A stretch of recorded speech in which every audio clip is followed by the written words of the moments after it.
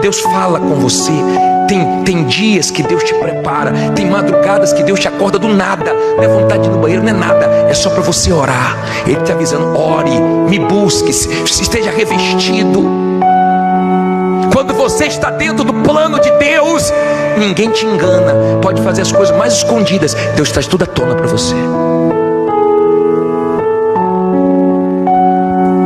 Quando você crê no plano de Deus, você está protegido nos lugares mais perigosos. É mais fácil quem quer te matar morrer do que tocar em você.